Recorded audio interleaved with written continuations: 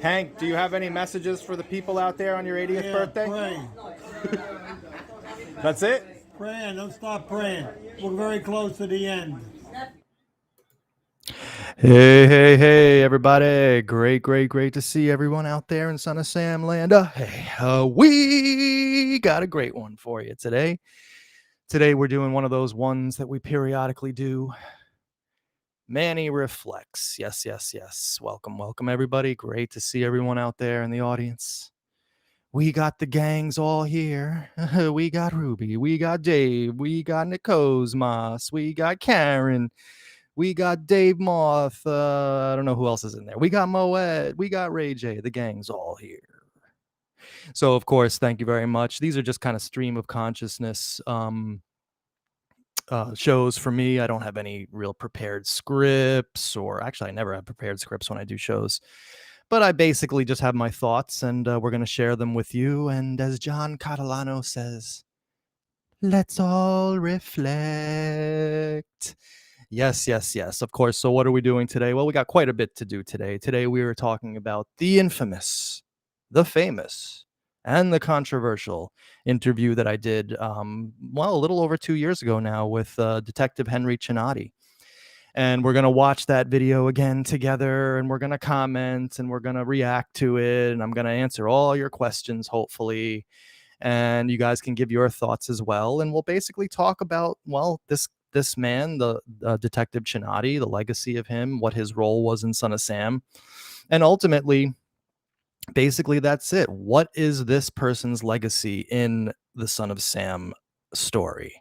Now, I want to just preface this by saying that if anybody is watching this to expect me to dish dirt on Cinotti or to diss the guy or to talk negatively about him, you're watching the wrong channel. Okay, I have nothing but respect for Detective Cinotti. I wouldn't say I consider him a personal friend, but I have hung out with him socially at his house for his 80th birthday and so on and so forth. And I have a respect for him as a human being, as a man. That is not to say that I won't be critical of what I think his role was in Son of Sam, and ultimately I will give my true and honest opinions about what I think about all that. But as far as the man personally, if anyone is sitting here thinking that I'm going to talk negatively about the guy, you got it all wrong. All right, so we got quite a bit to do today. Today's probably going to be a long, dense show because, well, the interview itself is almost 40 minutes, but we have a little bit to do before we get there. Let me just grab a quick swig of water. Because as you like to know, I like to place everything in proper historical context. So, of course, the first things that we need to do is, talk about Detective Cinotti, is a little bit about his history, what we can glean about him, his life in the police department, and so on and so forth. And eventually we will, as Jen Psaki likes to say, the redhead evil wench, we will circle back to the interview. All right. So, of course, today we are talking about the Cinotti interview. And this, let me just quickly get this up here. And of course, this is a thumbnail I made using a picture of myself and Detective Cinotti in the at his 80th birthday party about a year after I met him for the first time. And of course, lurking in the background is the young Detective Cinotti, which we can see in a picture here, which was given to me by one of his really good friends who lives in the building that he lives in now currently, and a woman who actually helps to take care of him. He has actually a which was, I don't know if it was surprising to me, but it was nice to see. He has a whole support network, this guy. He's now getting on in years. He's as far as I know, he's still alive. Haven't spoken to him in a while, but haven't heard that he passed on. And so he's about 81 years old now, and this is him when he was a rookie in the New York Police Department. And we'll get a little bit of a sense of his history when we watch the video, so we're not going to go too much into that. But this is, of course, where we first were introduced as a community to the character of Henry Cinotti. Because remember, these were all characters, the nameless and the faceless. Cinotti was, of course, faceless in this book. And of course, Maury Terry, as he always did, filtered everything through his lens. So I think John Catalano is pretty much on point. Cinotti was one of many highly qualified, intelligent, good-meaning men who fell victim to Maury's obsession. That is true, as we're going to find out. But I also think that in the timeline of this whole thing, Cinotti was actually an independent believer in the cult thesis. And then I think him and Maury Terry came together. So I think that they both kind of fed off each other. But we'll get into that in a little while. So let's read where we first come into the character of Detective Cinotti in the book. Lucan, of course. Now Lucan is Veronica Lucan, the absolutely insane, batshit crazy seer of Bayside, who thought she saw apparitions, and she had all these followers. It was basically a cult that she led. I never heard of her before I read this book, but apparently she was a big deal in the United States, particularly here in New York City, and she had a lot of followers. So Lucan was the person who sort of connected Cinotti and Terry. So Lucan then said that a New York City homicide detective was privy to the information and can vouch for its authenticity. She gave me the detectives' names, and he called the next day. We arranged to meet for lunch at a restaurant on Central Avenue in Yonkers. In appearance, Bronx homicide detective Hank Cinotti wasn't what I expected. Husky and about 6 feet tall with jet black hair, he sported a mustache and a prominent goatee. Wearing black clothes with a large gold crucifix draped around his neck, he looked more like an undercover vice or narcotics cop than a homicide detective. His speech was classic New Yorkese. Cinotti was 37 and a 17-year police veteran who owned several departmental commendations. He also was openly, devoutly religious, to a fault, some said, and acknowledged that he was a follower of Veronica Lucan, an association he would later sever. Because of his ties to Lucan, I was openly skeptical of Cinotti, who insisted that he investigated her claims and found they had considerable validity. He revealed that in June 1977, 3 young women approached Lucan in a Queens restaurant and told her of a satanic cult which was involved in ongoing murders, apparently the Son of Sam killings. The girls fingered Rockman as a leader of the group. One of the girls gave her name as Jane Jacqueline. The others introduced themselves as Wendy Smith and Nikki, who didn't offer a last name. The girls expressed fear of Rockman and said they wanted to escape the group's clutches. So basically, this is all about Lucan came to Cinotti with information. People came to her and said that there was a cult doing the Son of Sam stuff, and they fingered this guy named Reeve Rockman, right? And then, of course, somehow or other, this Reeve Rockman, Steve Trachtman was the guy's name,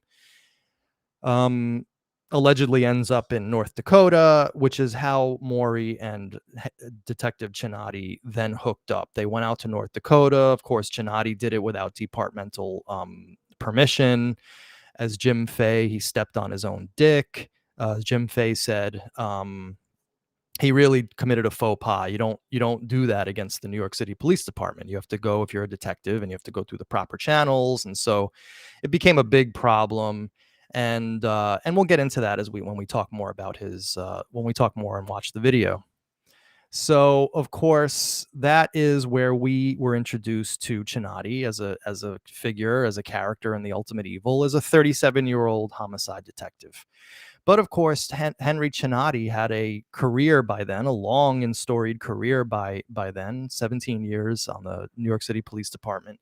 And he had more than a few arrests under his belt. So I went into the deep archives and I found some historical newspaper articles about Cinotti and his arrests. These are all from the mid 1960s. Okay. I didn't get the dates because it wasn't that important, but here's some interesting stuff that Cinotti did. Okay. Off-duty officer kills neighbor. Now, it's not Cinotti, okay? An off-duty police officer whose service revolver was returned to him last Wednesday is accused of shooting his neighbor to death Friday during an argument about driving over wet paint. Held is Officer Joseph E. Lewis, 35, who lives with his wife Julia at 3349 Wickham Avenue in the Bronx. And of course, Wickham Avenue in the Bronx is where Judy Placido lived, one of the Son of Sam victims, and very close, of course, to Donna Lauria and Jody Valenti's shooting site on Buer Avenue. And of course, this will get all the morons out there. See, it's all connected. Wickham Avenue involved. Um, Sorry, people are allowed to live on Wickham Avenue without being involved. All right, he was arrested and charged in a fatal shooting of Courtney Hawkins, blah, blah, blah. We don't need to go through all this whole thing. Maybe I'll post this on my Twitter. But essentially, an off duty cop shot someone who had driven over, the cop's wife drove over some painted lines and they got into a fight. And Lewis told police that Hawkins had attacked him, but after a brief investigation, he was placed under arrest by Detective Henry Cinotti of Homicide Zone 9. So, Cinotti was out there. He was arresting off-duty police officers for murder. I mean, this was an interesting career this guy had. And here's an article that I found. I actually gave this to Cold Case Crime Spot, New York City Crime Spot, because I thought that he should do some more research into this. I'm not particularly interested in this story, but this is kind of a messed up story that Cinotti was involved with, not as a protagonist, but as the arresting officer. Honor student held in slaying. A teenage white youth with a high IQ charged with the murder Monday of a 30-year-old pregnant Bronx mother and assaulting her daughter and grandmother. Now, assaulting, I think that's a polite word for rape. Okay, this is the 60s. Was arraigned in Bronx criminal court Tuesday and sent to Bellevue Hospital on Tuesday to undergo psychiatric examination. The suspect is Samuel MacArthur, 18, of the Parkside Housing Project, 635 Arno Avenue, and a former honor student at CCNY. That's the City College of New York. He is charged with entering the ground floor apartment of Miss Helen Etheridge at 649 R9 Avenue in the Parkside Housing Project, a neighbor, through the rear window and stabbing her to death, and assaulting her mother, Mrs. Bessie Gortman, 62, and her daughter, Demetria, 9. Police said the suspect, armed with a knife and hammer, crawled into the apartment while the victims were asleep, and so on and so forth. We don't need to go into all the horrible details. The suspect, who lives with his parents, was trailed to his apartment by detectives Henry Cinotti and Erasmus Alfano by footprints and was arrested. It says arrested. Mistake in the paper. So, really a messed up story. I mean, Samuel MacArthur, here's a guy who's like an honor student. He's going into apartments. He's stabbing women and raping their granddaughter and 9-year-old daughters. This is taking place in the 1960s. Cinotti's arresting the guy. So Cinotti was a decorated and highly active homicide cop. Definitely by the time that he came into contact with Maury Terry. And of course, this is the detective Henry Cinotti that we all know from the very brief appearance he made in some investigative reports, Son of Sam, one of those Bill Curtis late night news entertainment shows that came on about the Son of Sam back in the late 80s, early 90s. And he's in there for about 10 seconds, essentially saying that he believes that there were more people involved in Son of Sam. And of course, in the book by Joseph Laycock called The Seer of Bayside, it goes into great detail about the controversy of this whole thing, about Cinotti's role in Son of Sam and Lucan's role. And it's really an interesting read, but we're gonna go through the main point here. So a Bronx homicide detective named Henry Hank Cinotti is credited with sparking speculation that Berkowitz had an accomplice. Cinotti was not only a Baysider, that means a follower of Lucan, but served as one of Lucan's bodyguards for 10 years. In 1979, a photographer named Walter Carling from the North Queens Observer attended a vigil in Flushing Meadows. In an attempt to get a better shot of Lucan, he climbed over a rope set up around the monument by shrine guards. This led to a brief physical altercation with bodyguards, apparently led by Cinotti. Carling and his editor, Rick Moran, threatened to take the group to court for infringing on their freedom of the press. Moran published a series of negative articles about the Baysiders and claimed that this led to retaliation in the form of phone calls threatening the lives of his family members. He also alleged that several police and firemen were zealous Baysiders and that they had formed a nationwide intelligence network for Lucan's security. Presumably, this network included Cinotti. In 1980, the New York Police Department called a hearing regarding Cinotti's investigation into Berkowitz's possible involvement in Satanism. Cinotti was placed on clerical assignment as punishment for what the department considered to be an embarrassing waste of resources. While reporters and detectives were seeking evidence of a criminal satanic network, Lucan offered tips to some of the investigators and even implicated one of her neighbors in the murder. This episode shows how Baysiders collaborated to rapidly incorporate new developments into an existing narrative of conspiracy and spiritual warfare. It is also an early example of law enforcement becoming entangled in conspiracy theories advanced by conservative Christian groups, a phenomenon that became increasingly common throughout the 1980s. So we're talking about here about the progenitors of what became satanic panic, and there was a satanic cult in the 80s behind everything, and of course this stuff was led by Maury Terry hugely. He was a huge satanic panic person, and but we're seeing that the prototype of it, the the word is escaping me, but it all kind of fermented this stuff in the late 70s with people like Cinotti and Lucan, and they were putting out all these reports that the Berkowitz had help and all this kind of stuff. It all turned out to be nothing. As we know, and as we're doing now, John Catalano and I, Cinotti's role in Son of Sam was essentially he allegedly confirmed all the North Dakota stuff, right? John Carr was involved with some guy named Reeve Rockman. I mean, Steve Trackman, who was involved with the Son of Sam cult in New York. Of course, all started this rumor by Veronica Lucan, okay, who was a known crackpot. So essentially, a known crackpot gave Cinotti a tip, which he then took as very serious. And then he found a willing partner in Maury Terry. And the two of them together went out to North Dakota to start their investigation, which we now know to be a sham, because we're finding, as we're proving to you guys with actually showing you the tapes and the interviews, nothing that these guys said was true in North Dakota turned out to be true. John Carr did not know David Berkowitz. He did not call him Berkey. His nickname wasn't Wheaties. This guy Steve, who was in North Dakota, whoever he was, it's no proof that it was the same guy that was involved with that Lucan accused of being involved in Son of Sam, and so on and so forth. It was all basically shit-stained garbage, and that's why Cinotti ended up on the departmental chopping block, why he ended up losing his gun, and why he became a pariah in the New York City Police Department. So, of course, I was introduced first to Cinotti, getting back to where we're going with this and heading towards the interview. I was first introduced by Cinotti, of course, by one of our beloved personalities here in the video series. And we're talking about the great, wonderful Eric Galati, who emailed me for months, actually, telling me that he knew Cinotti, he was friends with him, and how did I get into the apartment, and he wanted to talk to me about Son of Sam. And of course, I have a rule, which is the longer your email, the crazier you are. and Eric's emails were pretty long, so I actually ignored the guy for, I don't know if it was months, but it was weeks for sure. I just didn't want to deal with it. And but then when I kind of realized that he actually did know Hank Cinotti, and he was privy to a lot of information that would help us narratively, well, he came on board and he became a beloved member of the group, and he still remains that to this day.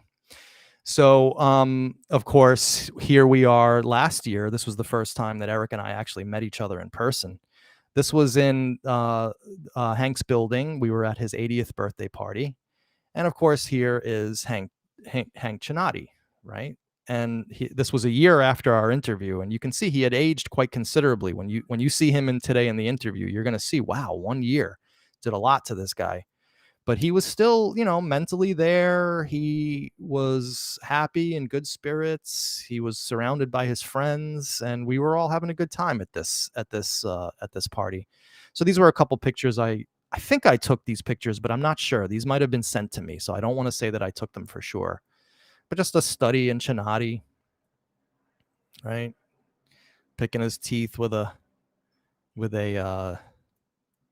toothpick and so on and so forth.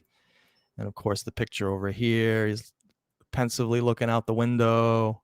or listening to somebody. I'm not quite sure. I'm just sort of speculating here what he was doing. But these really nice pictures of him. So let me just cue up a video real quick that I wanted to get here. Okay.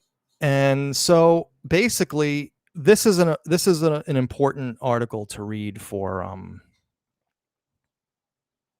this is an important article to read for context. So Book Club Warrior 22, of course, going to North Dakota without authorization, associating with a whack job Lucan, that's rogue.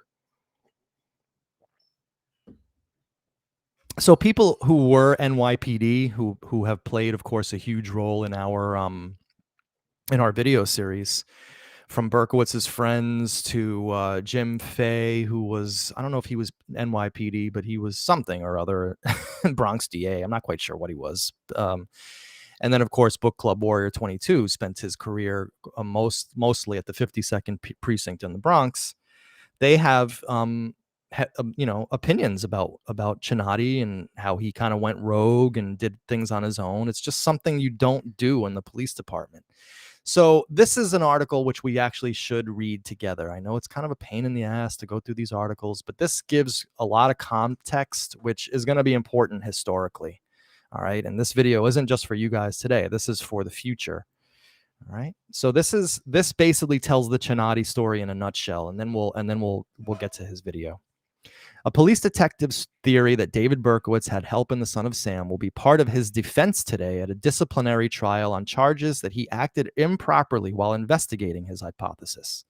The theory of Detective Henry Cinotti, a 17-year veteran who faces dismissal from the force, prompted his superiors last year to authorize a discreet and confidential investigation into the possibility that Berkowitz had helpers in killing 6 and injuring 7 others. There's no question the police department hierarchy thought enough of Cinotti's ideas last August to authorize the probe, but evidence produced at the trial, conducted intermittently since May, has served to discredit the accomplice theory.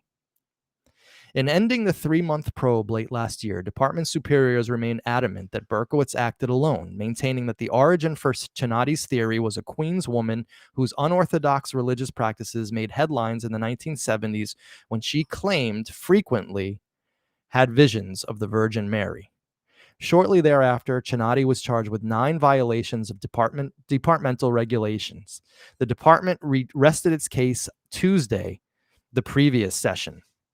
Defense attorney Charles Simpson maintains Cinotti is the victim of a cover-up.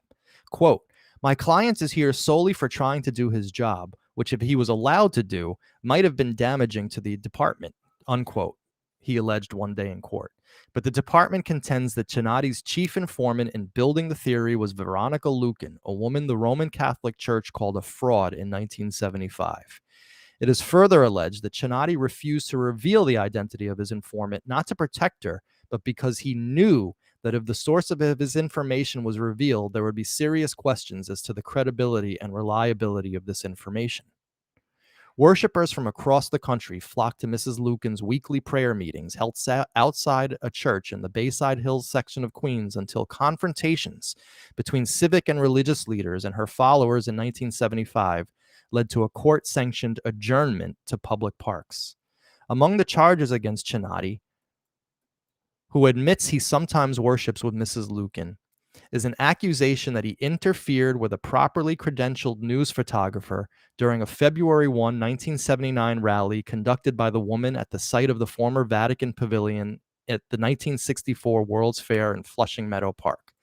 The confidential department memo quoted the photographer as describing Cinotti as the head honcho of a group of men who act as bodyguards for Mrs. Lucan.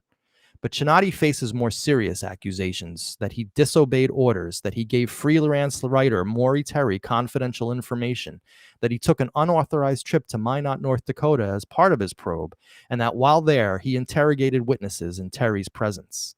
Terry and a writer colleague, Jim Midiger, wrote a series of articles published last year in the Gannett, Westchester, Rockland newspapers, including the Journal News, about the conspiracy theory.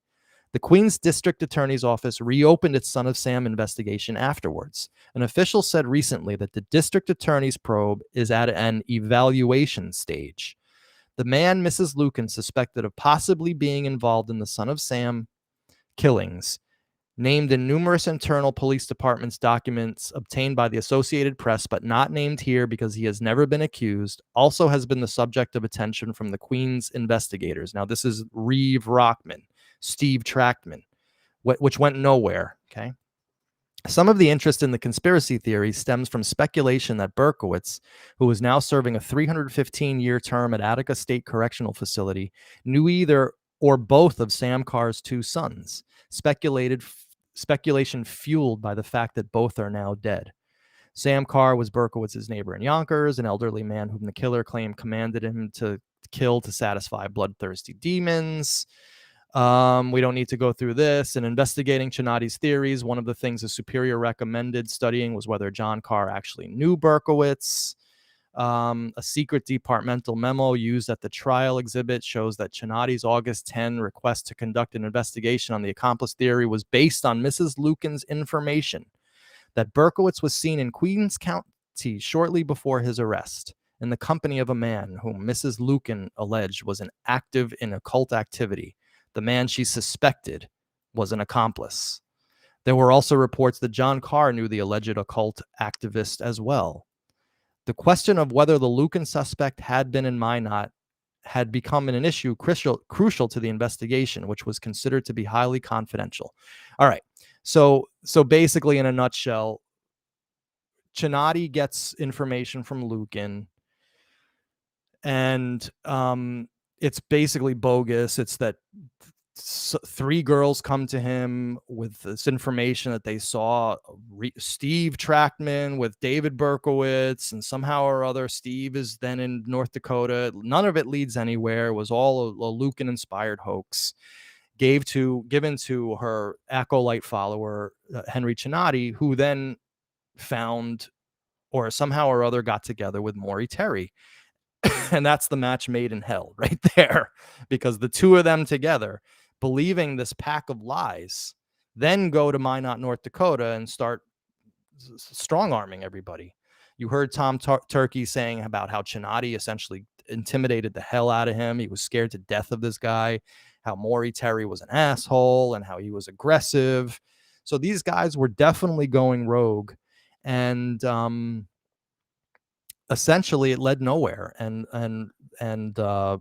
Cinotti was found guilty, and he ended up having to, I'm not quite sure exactly what happened to his career and his pension and all that kind of stuff.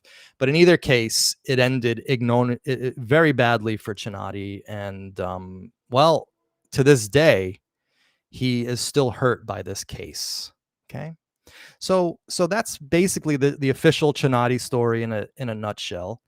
And now we are ready to, start to reflect on the Cinotti interview. Now, of course, the Cinotti interview, we need to put it into context, okay? Because it came within the wider video series, which was happening at the time.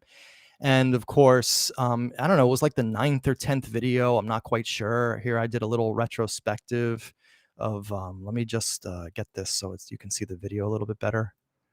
So I'll just let this go. There's no audio. This is just a retrospective of my first few videos. Of course, the first video, just so we lead up to where Cinotti was within the context of all these videos. And of course, to those of you who were there, you remember the feeling that we all had during this time of the video series. It was a very special time for all of us. First of all, we were all still cult theorists. You can see here in my first video that I'm touting the ultimate evil is true.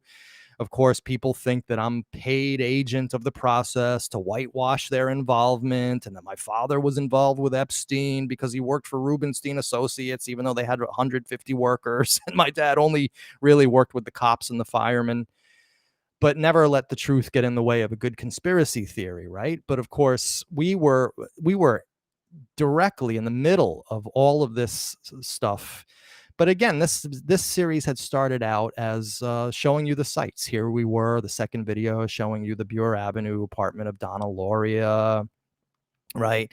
And it started to go a little viral. I started to get a little more attention. And the third video was about Mr. Real Estate, Alfred Hunt Howell. And of course, here I am touting the book Before Son of Sam by a now wholly discredited book. But back then, we were all friends. This guy, John Mitchell, we were part of a team. It was me, Jess D, a guy, and John Mitchell. It was really the three of us, and we had all kind of come together. Carl Denaro was in the periphery of all this, and it really was a great time. We were all friends. We were all seemingly coming up with all these great discoveries together. We were all on the same page that a cult was behind Son of Sam. And so here I was talking about another totally discredited book, The Son of Sam and Me by Carl Denaro, Why I Wasn't Shot by David Berkowitz, even though he was. and so, but these were good times. These were great times. We were really doing a lot together. It was the height of the pandemic. We were all locked in our homes, as John Catalano said the other day.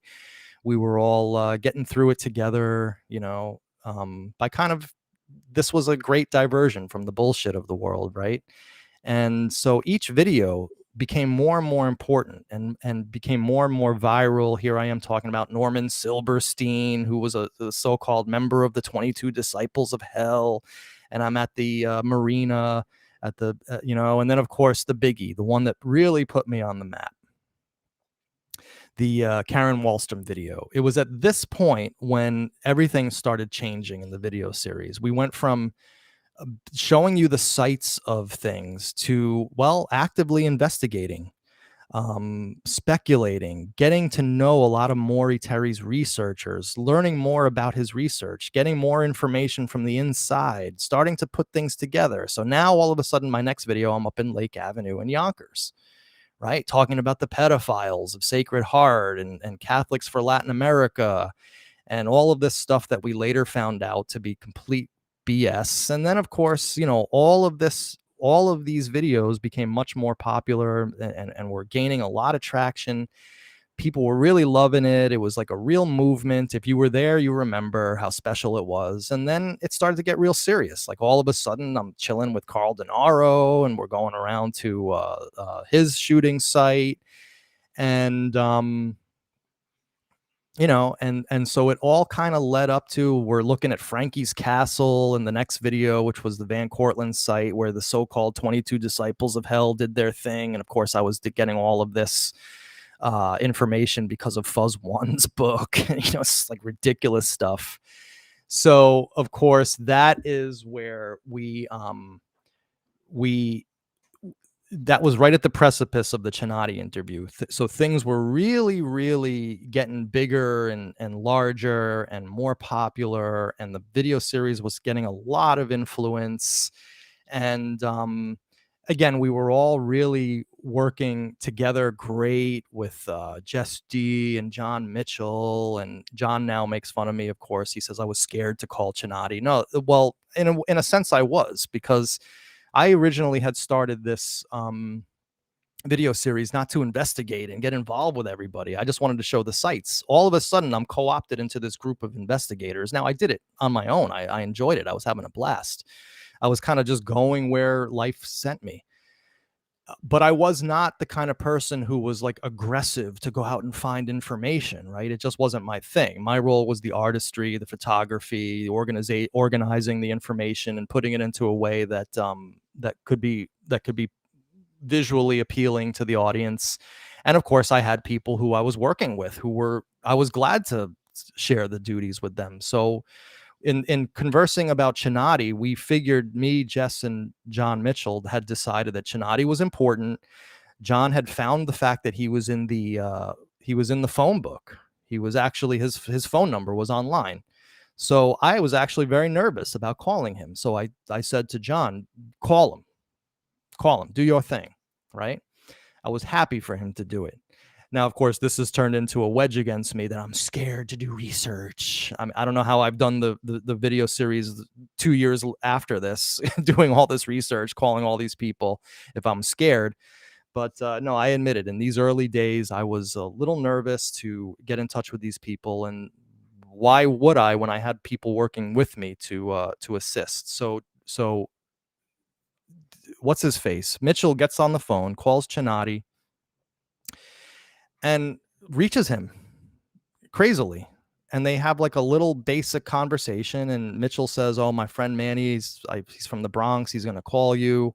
And so he calls me.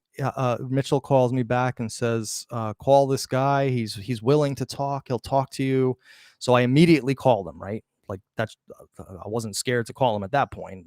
It's not a matter of really being scared, like these people say, or that was too lazy to do things. But in either case, that's all water under the bridge now. These guys have all discredited. Mitchell now is flailing around in his Alabama shack, talking about how I'm a process member and how my handlers are paying me to spread disinformation. So it just shows the mental state these people are at. But I called Cinotti. He picked up the phone. We had a brief conversation. He invited me over to his house, and the next thing I know, I'm in his place videotaping him for what I thought was going to be the biggest interview in Son of Sam history, right? I said to myself, that's it. We got Cinotti. We're going to find out who Reeve Rockman was, and we're going to find out Wheat Carr's role in the Son of Sam shootings. Because remember, we were still on that trip back then. We thought that Wheat was involved and there was a cult and all this kind of stuff. So I get into the guy's house, and well, it really wasn't to be. Okay, I think let's see right here, just some really good. So Cinotti was very tight-lipped in the interview. I found it frustrating that a man in the midst of Maury's goose chase had so little to reveal. Right, and then Book Club said here, I remember anticipating this video and still remember the uneasy feeling I had after watching it. This video sealed the deal with me regarding Detective Cinotti. Not credible. Now, I don't want to spoil it for the audience, but I'm going to say that I agree 1000% with Book Club Warrior. Literally, the second that I walked into this guy's house, I was already getting this feeling of cognitive dissonance. Like, this is not a person who is a seriously credible person in Son of Sam. It's clear. It was clear to me just talking to him again, I'm not dissing the guy personally. We're just talking about him and Son of Sam. I agree 1000% with Book Club Warrior. My spidey senses went off massively, and it was this interview that started to create the wedge between me and the rest of the Son of Sam community, who was still stuck on stupid, right?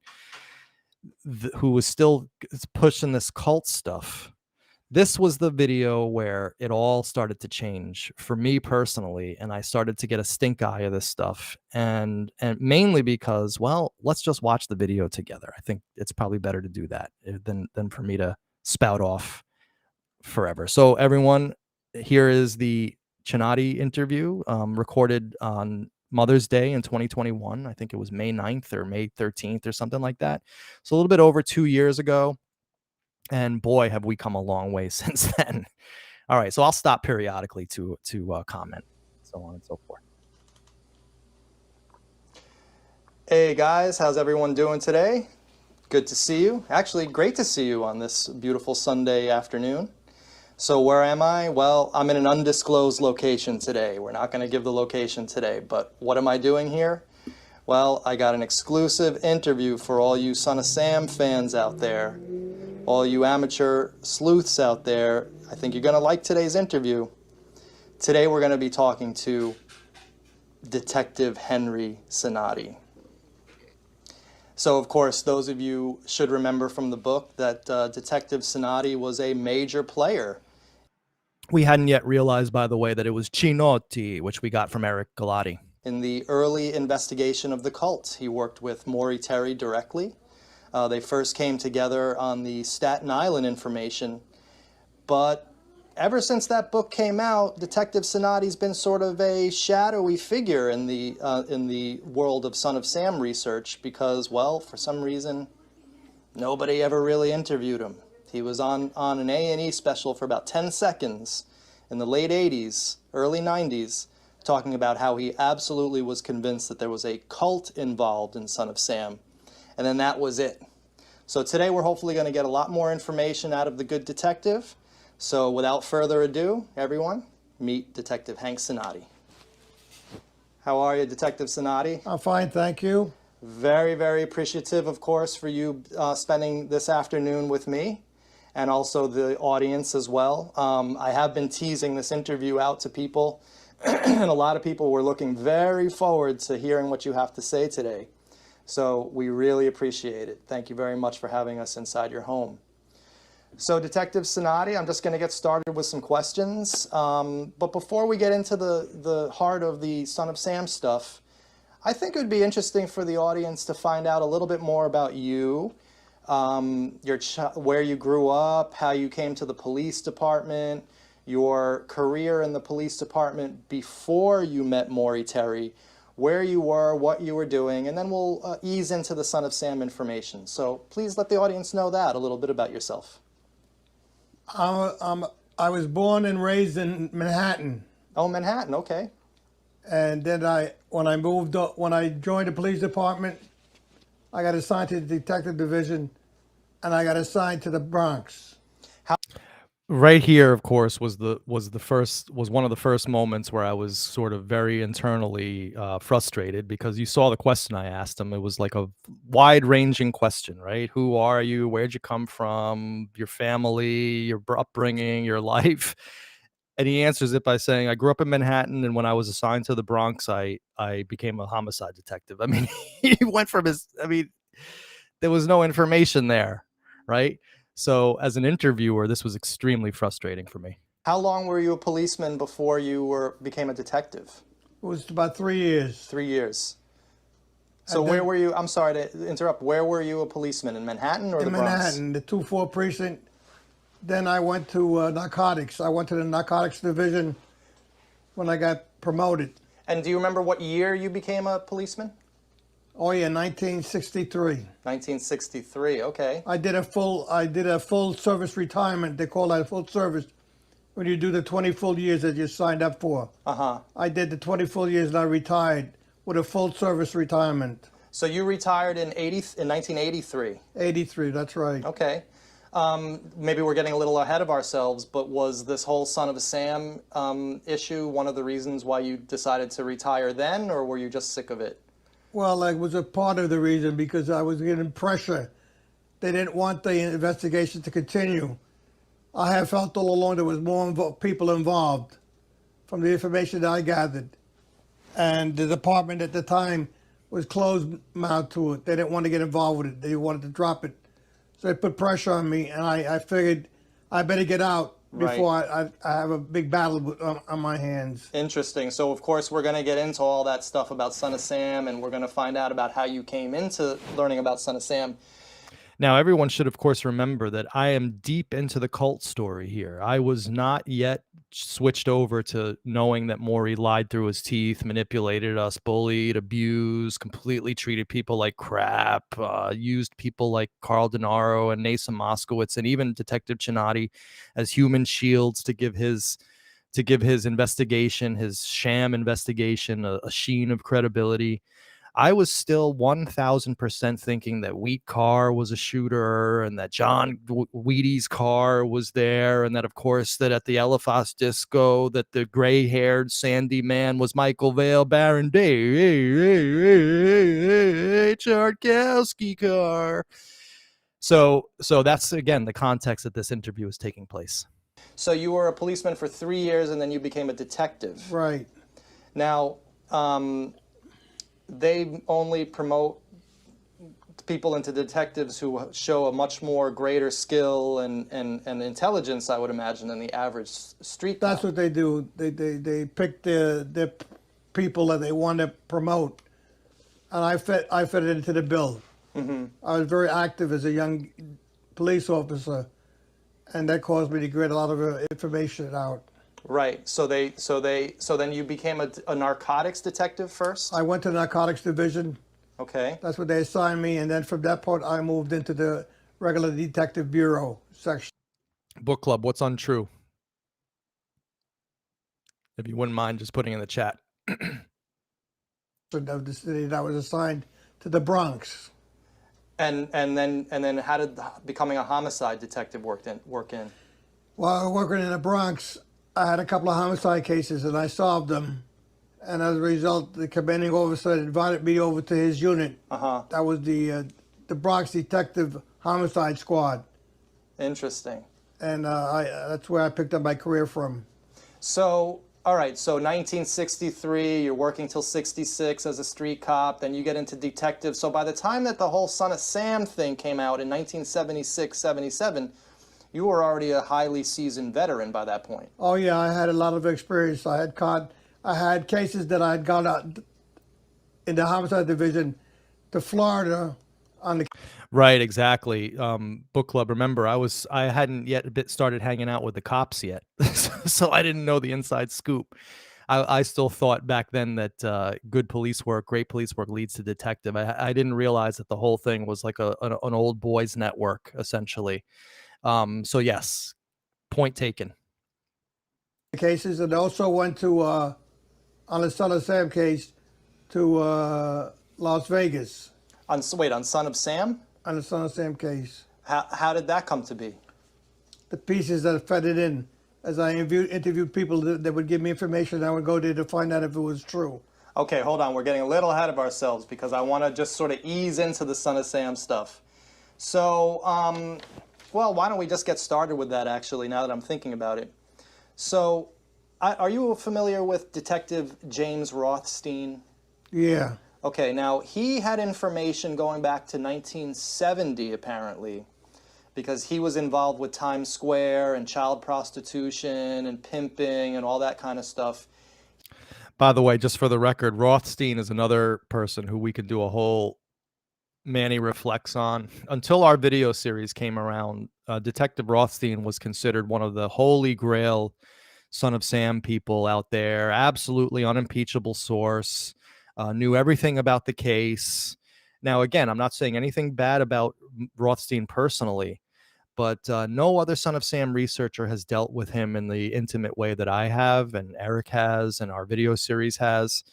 And the conclusion that we've all come up with, I'm not speaking for Eric, but the conclusion that I've come up with and several other people have come up with is that Rothstein didn't know the first thing about Son of Sam. He was onto this child trafficking stuff, which Maury thought was involved with Son of Sam, but it all turned out to be completely different um, sociological and criminal phenomenons. So uh, even though Rothstein did go up to Untermeyer Park in 1969, and he did go to Van Cortlandt Park in 1969 and 70, and he was going up there on investigating these child trafficking and satanic cult ritual stuff. He was going up there to on something that had nothing whatsoever to do with David Berkowitz or Son of Sam. And I totally agree with Book Club here. Both Cinotti and Rothstein were used, in my opinion. So let's get rid of this guy, Austin Idol, who's making some stupid jokes. Ruby, do your thing. He had information in 1970 regarding Van Cortlandt Park as well as Untermeyer Park up in Yonkers. That's right. When did you in your career start coming across did you ever come across any information about Van Cortlandt Park, Untermeyer Park, child prostitution? Did that ever cross your desk? That didn't cross my deck at the first time.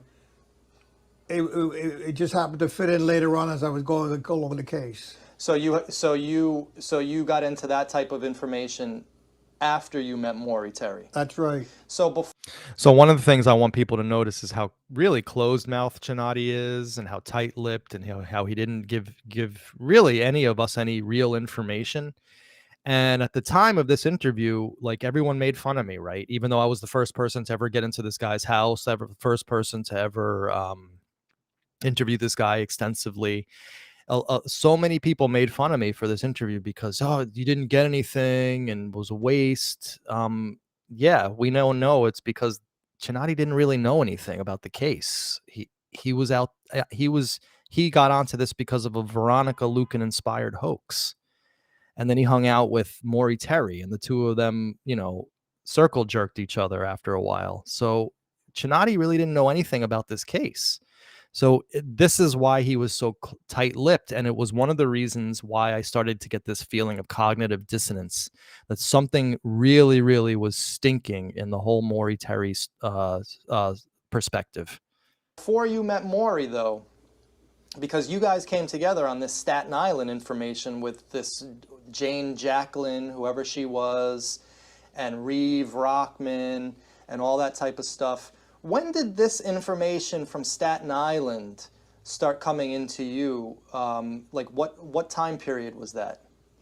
That was about in the mid 70s, 1970, maybe 77. And Son of Sam obviously had already been started at that point. Right. Do you remember, like, what was your first introduction to even the notion that there was a cult of doing the Son of Sam stuff? That came in later on as I was progressing into the case. Uh-huh. The information started to come out in drips and drabs, and then as I hit one case, I went out to Air Force Base House in North Dakota. Right. And that fitted in some more pieces. And when I got back to the city, I picked it up, and it got very heavy into the Son of Sam case. But how did you first come to meet Maury Terry, though? Like, how did you guys converge with each other? Because Maury Terry had information that he was gleaming from a woman named Veronica Lucan. Okay, so Veronica. See, right here is totally, it's actually, I hate to say it, but this is actually an untruth, okay? If you want to say lie, you can say lie. Maury Terry wasn't getting the information from Lucan. Maury Terry was getting it from Hank, who got it from Lucan. So something isn't right here. Veronica Lucan was calling Maury Terry about what? About the case that she had information on. Okay. And then Maury Terry spoke to me about it. I said, I know Veronica Lucan. I've interviewed her. So he said, well, this is what she's telling me. So I checked with her. She was still alive then. Mm-hmm. And she said, yeah, I spoke to him about this case. Nobody was listening to me. So then I picked it up from there, and then it got involved more and more. And do you remember exactly what Veronica Lucan was telling Maury Terry? She was identifying some members of the group. She had information from she had a third person in this involved that was telling her, feeding her information. And she felt that she could feed it to me because I was a police officer and I knew her. And that's how it worked out. And this information, do you remember what it was? It was about a cult. Just a cult out of Staten Island, or cult out of Queens or Westchester? Cult, Staten Island, and she knew some of the people involved with it. Okay. And they turned and they were telling her about the case. So you never heard hide nor hair about Yonkers from Veronica Lucan? No, New York she City. didn't know anything about that. Okay, so she came to you and she said that this group is involved specifically in Son of Sam? Yeah. And what did you do when you heard that information? Well, I panned it out first of all. I checked to see if there was any substance to it, and it turned out that there was some substance to it. Do you remember what that substance was? Basically, that wheat car was involved with her brothers. She had two brothers, I believe. John and Michael. Right. And they were involved with the cult. They were definitely involved, but this is the first time I'm ever hearing about Wheat Car possibly being involved. Well, her name popped up. Okay. And that led me on further on to get involved with the cult. See, now this is very interesting to me because even though I am now fully convinced that the Cars were completely innocent, the total victims, Wheat Car is a hero of the story. This is weird because, like, where did this just came out of the blue with him. He didn't mention anything, or Maury didn't mention anything about Wheat Car, his name coming up with Cinotti. But what's strange about this whole thing, and Wheat, I don't know if you're watching, but please comment. I'm sure you'll be watching this. Wheat told us that Cinotti was a known entity to her and her friends before all of this Son of Sam stuff came out. That she mentioned something about his reputation and how they all knew of him. So I would like to actually get more information from Wheat about, like, the exact timeline of her dealings with Cinotti. Maybe I'm reporting this wrong. So again, I don't want to go too deeply, but Wheat has mentioned to me, and she has mentioned it publicly, so I'm not giving any secret, that Cinotti was a known entity to her and her friends before any of this Son of Sam stuff went public. Anyway, so maybe we'll hear from her about that. Particularly the ones at Yonkers. So by the time Maury Terry contacted you, Detective Cinotti, are you saying that you had already heard of the Carr brothers? Yeah, John and we Carr. Oh my God! I just got to do a mouth open reaction. We never heard that before, guys. See, here we were thinking that we were actually finding out real information and that we finally had connected Wheat to the crimes and it was like a big deal. Again, complete horse crap. Hi, ma'am. How are you? I can now offer you anything? Oh, I really appreciate it. Thank you. I'm okay You for want now. a soda? No, I'm very good for now. I brought some water with me just in case because I thought we were going to do this outside. Yeah. Oh, no. I appreciate it. But there's a soda. I will bring it to you. Thank you. Okay. Thank you. All right. So Detective Cinotti, back to our interview. Wow. So, because the only thing that people have talked about Wheat Carr was that she answered the phone on police dispatch and fingered Berkowitz. That's very, very interesting. Thank you very much. Do you remember exactly what they said Wheat had done, or is that something that escapes your memory? I'm trying to think back about it. I'm not particularly sure of what she said, but her name popped up. Right. So, wow. So by the time Maury comes around, you had already heard about the cars. And so you and Maury then hooked up together. Well, And tell us Maury about Terry lived in Yonkers. Mm-hmm. He lived on the same street, Pine Street, where David Berkowitz was living. Are you sure? Oh, yeah, he lived on Pine Street. Wow. Right around the corner from Pine Street. Okay. I'm not sure how true that is. And that's how the connection got involved. Right. So he calls you, you guys meet, it says in the book that you guys met for lunch on Central Avenue in Yonkers. And then what happened at that point, that when you and Maury hooked up? Well, he was suspicious of me. I was suspicious of him. Why? Well, because I was the police and they didn't have the intelligence with it. And they thought that we were just trying to take stuff out of them. You thought that Maury Terry was trying to get information from you that maybe he shouldn't have had? Is that what you were trying to say? Interesting. And then so he was suspicious of you. Do you know why? It was a natural between the police to have with the press. With the press. Always. So how did you get over that then with him? Because I saw that he was for real. How quickly did it take before you saw he was for real? About a couple of interviews. Oh, really? It took that long? Not right off the not off the bat. A couple of interviews. I kind of accepted him at the beginning. But more interviews showed me to have confidence in him. Very, very cool. So then once you guys decided to hook up, do you remember like what was the main focus of your investigation with him? Well, I went to North Dakota. Tell us more about that. I went to North Dakota with him because he had information about the cult. And when I went out to North Dakota, there was a guy involved with the cult. I can't think of his name off the bat right now. He was involved with the cult. He's talking now about Steve Trachtman, which of course has been totally debunked by our video series. And I got to interview him. And then the doors started to open up more. And what information do you remember started to come in about North Dakota and John Carr? That they were planning their killings from North Dakota, the Air Force Base, to the state, to New York. They were planning them there? Yeah. That's what they started with the group. Wow. So again, this is like new stuff. We never heard this even in Maury Terry's book, right? So who knows whether he was just making this stuff as he was talking to me here or how true he thought it was. But now he's saying that the Son of Sam crimes were originated in North Dakota. So then did anybody that you know, and you know, if you have names, you can feel free to say it. If not, feel free not to say it. But do you remember some of the names of John Carr's associates? Wheat Carr was one of the Carr brothers. Mike Carr was one of the... Mike Carr. Yeah. See, that's another thing. He didn't know that Wheat was a girl, woman, right? He thought it was one of the brothers. So again, we're kind of like witnessing a marginalized detective who whose mind, clearly wasn't all there at the time of this interview. Again, I'm trying to be sensitive here.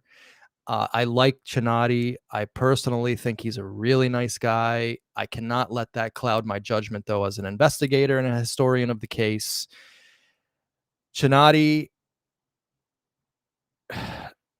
he was not well aware of the facts of Son of Sam. Let's put it that way. The North Dakota people, do you remember any of those names? Not offhand. Okay. So then I'm particularly interested if you remember anything about what they say was the suicide of John Carr. Do you have any thoughts on that in particular? Well, they were saying that it wasn't a suicide. Who was saying that? The people within the Carr group. They said he was murdered. He was murdered. And made it look like a suicide cover-up. Wow. So, did you happen to see any of the autopsy photos? I saw originally down at the medical examiner's office the Here in New reports. York? Yeah, because I part of my duties was to go down to interview people in the. I knew a man down there, and he was giving me information on the case. He said, "Yeah, we have this case," and I went down to see him. It's normally not open to the public. Right. And he gave me the information on it, and I found out that it was suicide for him. But do you remember seeing the autopsy photographs? They were. I found them later on. They were basically just a cover up. Wow. Now, so why do you think it was a murder as opposed to a suicide? Because he knew too much. But was there any forensic evidence that proved more like murder than suicide? I remember looking over the autopsy photos from the medical examiner's office because I had a friend of mine down there, and he dug the case up for me, and I read it, and I was unsatisfied with the case. See, this also bothers me too, because why would a New York medical examiner have the case files of a suicide that took place in North Dakota? It doesn't make sense. Maybe book club, you can do they share that information, medical examiners to medical examiner, from one state to another? Because he's clearly saying here that he saw the autopsy photos at the medical examiner here in New York, but in the book he sees the photos when he's hanging out in North Dakota. Again, just historical discrepancies here, which we have to figure out. Description, and I thought he was probably killed. Anything in particular that popped out, though, as to why you had that suspicion? I was working on that case for a while, and then I stopped it. And I as I recall, there was a group out there somewhere in Brooklyn that was involved with his case. You can see my frustration here, because I'm asking him pointed and specific questions, and he's not answering them. He's answering completely different questions. And they were suspicious to me. I can't think of their names offhand. Right. And that opened up the case even further for me. Wow. I was never satisfied the way it went down. With the way the whole case, or just the John Carr case? No, the John Carr case, the whole case. So there was much talk in Maury Terry's book about how in the autopsy photos you could see 666s in the floorboard, and there was also a 666 etched into his hand in blood. Did you actually see those? Yeah, I pointed that out to him. I said, "Look at this," and he said, "Wow, that's so surprising." By the way, if you look at any of those photos that we've seen of John Carr's body, I defy anyone to make out 666, NYSOS, anything written in blood in the floorboards. I defy anyone to do that. There's another shocked face. So wait a second. So you actually saw those 666s? Yeah. And of course, how does a guy who's committed suicide write something into the floorboard and the baseboard and all that kind of stuff? So that was very interesting. Now there's another thing about that case that I brought up in a video of mine, because I went to St. Mary's Cemetery in Yonkers, which is where John Carr is buried. Right. And I don't know if you were aware, but he's buried in an unmarked grave. Right. He's buried with his aunt and uncle. Apparently, so is Sam Carr and so is Michael Carr. They're all buried unmarked in this one plot of land. But Maury Terry, in his book, Detective Cinotti, he mentions that there was the possibility that John Carr didn't even really die, that they killed somebody else, and then they pulled a body switch. What are your opinions on that? I never got any information on that. I heard that rumor. I never found out and I never followed it up. Never followed it up. You know, I'm not a detective, obviously, but when I first got into this case back I got into this case when I was in my 20s, in the early 90s. But around 2005, I started getting into it more, and I met all sorts of characters who knew, let's just say they knew too much. They knew things that they maybe shouldn't have. And I met a guy who was friends with John Carr. He called him Wheaties. I'm talking now about the quote usher, the famous usher from my first few videos. Now, this guy trolled the hell out of me. It turned out that Neo was friends with this guy, and Neo got him on tape to just basically say that the guy had trolled me completely back in 2000. I thought it was 2005, but probably was around that time period. So the usher turned out to be a troll. He didn't know John Carr. He didn't know that the nickname was Wheaties or any of that kind of stuff. So again, I was doing the old circle jerk back then too. Just showing you how far we've come. Wheaties, right. He told me just straight up that Wheaties was in New Hampshire. That he just said, yeah, they just fooled everyone and Wheaties is up in New Hampshire. He kind of laughed about it. But I always thought, like, is there some possibility of that? But you never heard anything about body switches? I heard a lot of rumors about it, but I never followed it up. Right, right. So, okay, so then you get back from North Dakota. You and Maury Terry are still obviously working together. Right. What was the initial reaction by the police department? At that time, it was to shut your mouth. They didn't want to get involved with it. It caused a lot of problems downtown. See, and of course, this is where all the morons of today are like, see, NYPD cover up. Every policeman in the New York City Police Department was involved in the conspiracy to cover this all up. They wanted him to keep his mouth shut. NYPD was involved, and it came from Mayor Beam and his aides and all this kind of stuff. I mean, you could take this forever if you really want to. Even today, some moron out there start talking about my father being involved in Son of Sam because somehow or other Mayor Beam was. I don't even know. It just doesn't even make sense to me. But they didn't want him. They wanted him to keep his mouth shut, and they wanted to silence him because they knew that he was basically embarrassing the hell out of the department by going out on his own, breaking total departmental rules, following this wild goose chase that had no basis in reality. It was investigated fully by the Queen's DA. It led nowhere.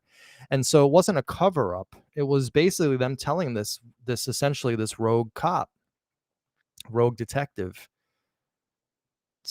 STFU, bro, stop your shit, right? Because that's all this is. So again, no cover up or anything, but so real quick, Pokey SD, what's my opinion about the death of John Carr? What does we think? I have no opinion either way, honestly. I think it was involved. Whatever happened was a result of his drug use and his drug dealing in North Dakota and the circles he was involved with there. And so because of that, it doesn't really interest me because I know it had nothing to do with Son of Sam. And Karen is lolling at this. Listen, Karen, that's what these idiots think. Even today, again, people are putting up posts about my father being involved in Son of Sam and how the NYPD couldn't catch him. The NYPD caught Son of Sam within a day of having with less than a day once they had his name. He evaded their drag nets. He was actually really good at it, and he allowed himself to be caught, no doubt. But as soon as the cops had Berkowitz's name from the parking ticket, they caught him within hours. So it's like, oh, the NYPD. And Karen, I'm not making fun of you. I know that you're a friend. What I'm saying here is that these idiots actually think that NYPD has covered up the Son of Sam case, like that there was a vested interest to cover up the Son of Sam case. Totally ridiculous. The guys that got promoted were comfortable in their position. They didn't want to hear the new theory, Right. and that's what I was up against. But how many people expressed to you privately that you were on the right track within the NYPD? Well, these are guys like my guys that I work with, but they didn't want to get on record. But they told you off the record, we believe this. You're on Yeah, they did. They told me that to my face. But the problem was there's too many chefs through the stew. Right, right. Wow. So North Dakota. So then they shut it down, and then what happens with you and Maury Terry at that point? Did you guys stop working together? Like, No, Murray had put out a book, right. and he was more involved with that book than anything else. And he did a very good job on the book. He told it like it was. And later on, there was a case, Unsolved Mysteries with Geraldo Rivera. Right. He did the case. And he interviewed David Berkowitz on the case. Right. In prison. Right. And he asked him point blank, did you kill all the people? There's 7 dead people. He said, I didn't kill all. I only killed the 3 in the Bronx. This is out of the horse's mouth. I only killed the 3 people in the Bronx. Right. The other 4 in Brooklyn and Queens, I did not kill. Stacy Moskowitz was the last girl killed. I did not kill her. Now, That's what he told Maury Terry, who again he thought was stupid. Berkowitz now thought Maury Terry was stupid, a pest, the worst investigator he ever met. So dumb he'd freeze to death in North Dakota. Remember what he's saying about Maury Terry in the early '80s.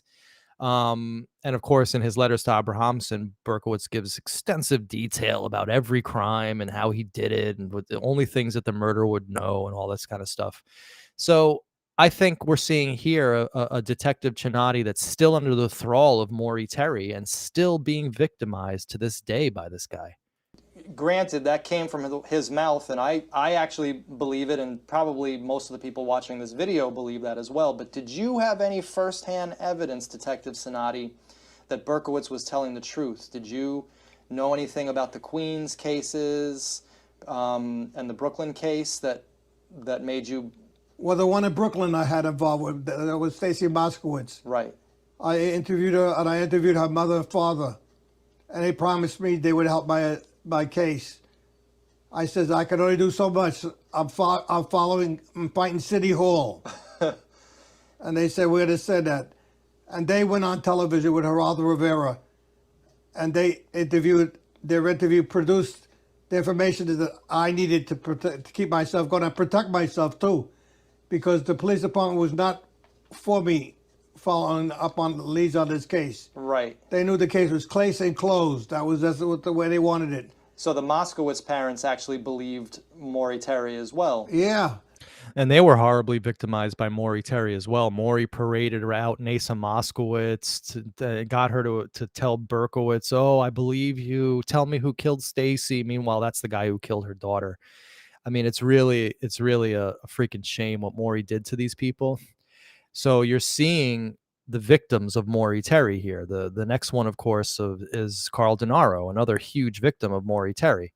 But anyway, let's carry on. Everybody who was involved with the intricate part of the case knew that there was more than one person involved. When you were studying the Moskowitz case, give names if you want. If you don't want, that's fine. But what was the ultimate thought on who came and who actually shot her? Was it someone from North Dakota? Was it someone from Yonkers? It was localized. It was kept at a local level, because the cases had to be involved with people that knew what they were doing. And coming out of North Dakota would be too far out, too much. Right, because yeah, a lot of people are talking about this guy Barry Dosenko out in North Dakota. He was friends with John Carr, but I personally am... And which we just realized was a complete hoax. Barry Dosenko was a white witch. He wouldn't have hurt a fly, according to Phil Falcon. He was not friends with John Carr. So, and people are still talking about this Barry Dosenko shot Stacy Moskowitz. It's ridiculous. I'm of the opinion that it was a local person too. It was local all the way. Yeah, see, that's what I have a problem with Maury Terry about, and I think as we go along and learning more about him as a person, Do you have any opinions on his whole theory of the process and the California information? Oh, excuse me, let me just get this little.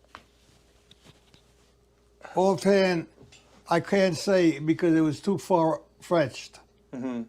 But I kept it on a local level, and that's what kept me in sync. Right. So what were some of the things that you were So this is interesting too, because of course now you're having a schism between Maury and Cinotti on the whole process thing. And of course, the process thing is totally ridiculous too. We know that it first came up because of Larry Siegel, age 27, a serious researcher. It's Siegel's folly. We know from my live stream the other day that before there was the process, there was the cosmic police and the way. So you're seeing a schism here, and DJ, of course, is putting it very, very succinctly. What a mess. You're seeing that even Cinotti didn't believe Maury Terry's process theory, and to his credit, even Carl Denaro, as recalcitrant and as venal as he is, he even wrote in his book that he thought that the process stuff was a little far-fetched as well. hearing on the local level here about the case that maybe we don't know about in the Son of Sam community?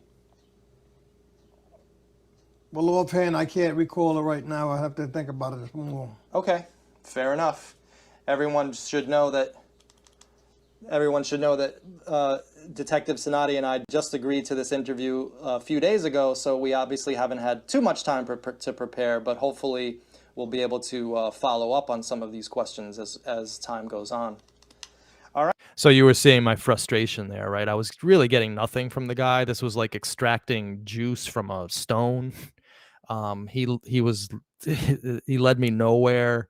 And of course, now in retrospect, we know why. There was nothing there whatsoever to go after. But I didn't know that at the time. I thought this guy had a secret treasure trove of files. I thought he had all the information in his head. Very naive. But of course, you're seeing the difference between an old school moron, which was what I am then, and of course where we all are today, which is we're off the train. We realized that we were hoaxed. And this interview was a huge part in my development towards that. All right, so let's talk about more stuff here.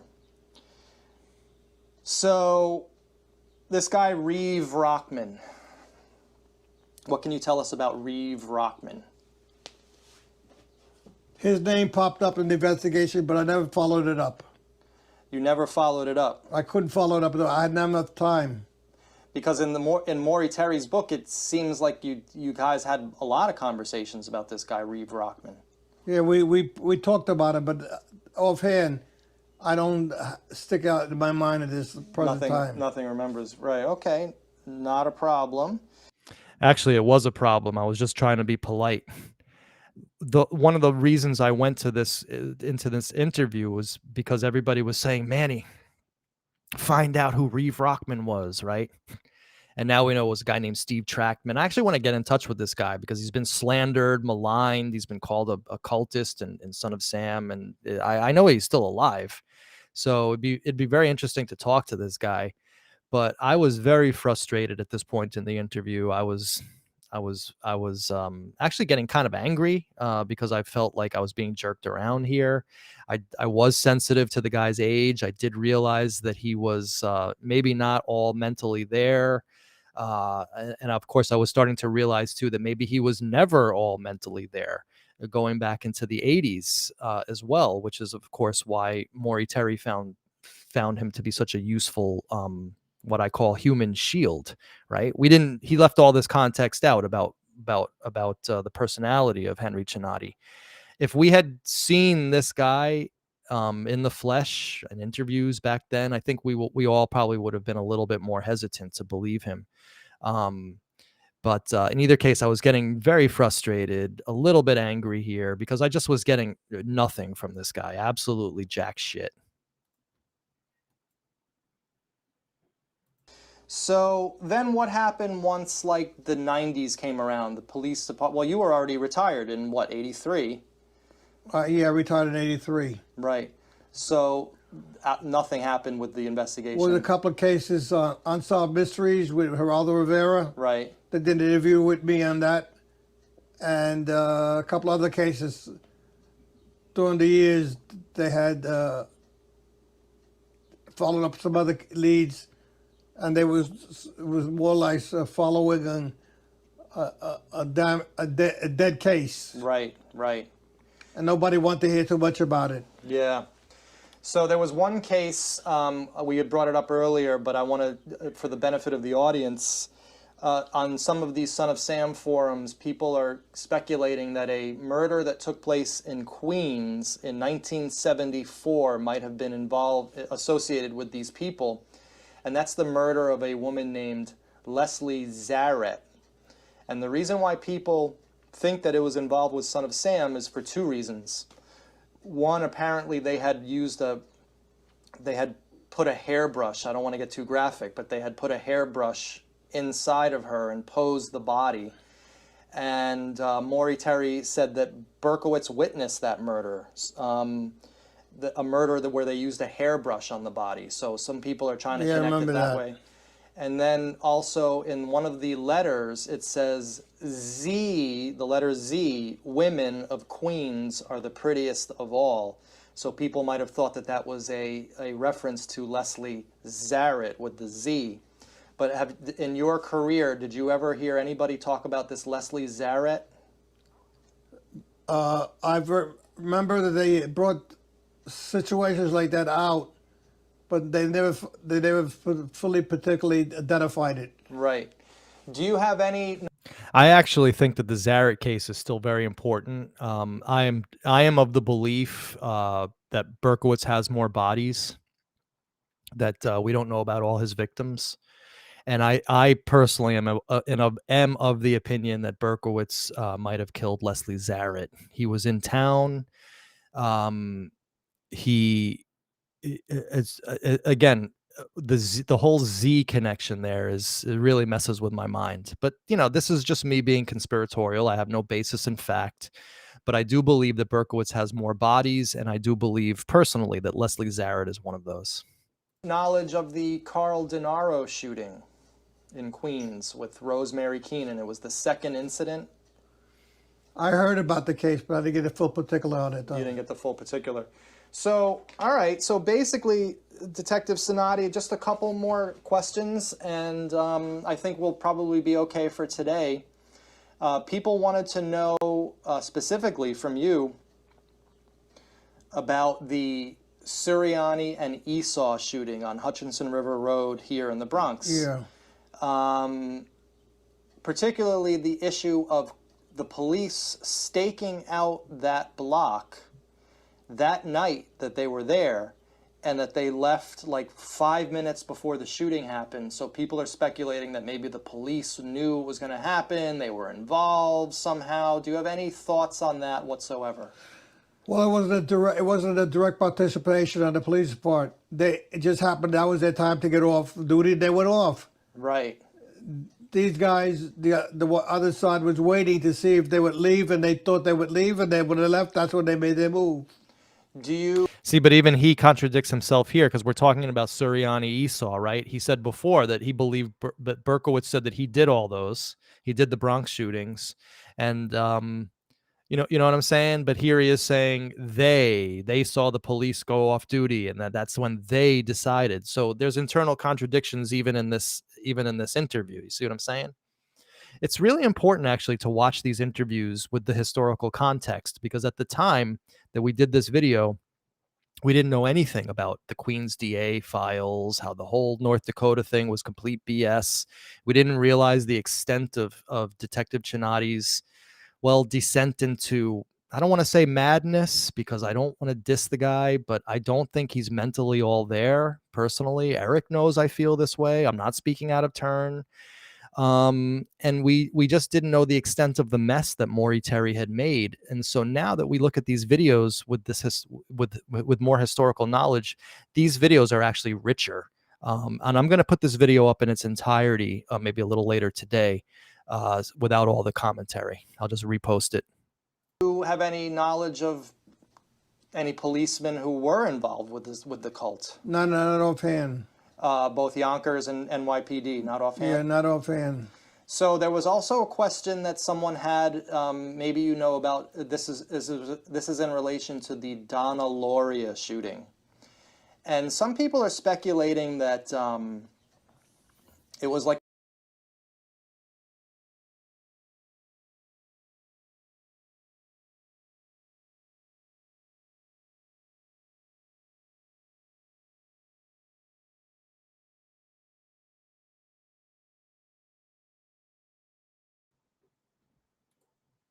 Hey, I'm having some issues here, I think, with this stream.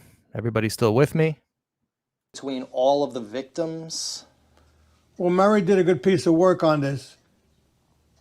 He got information that he didn't disclose to me, but I felt that he had known more about the cases that he was involved in.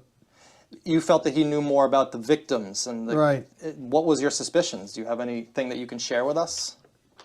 Not offhand.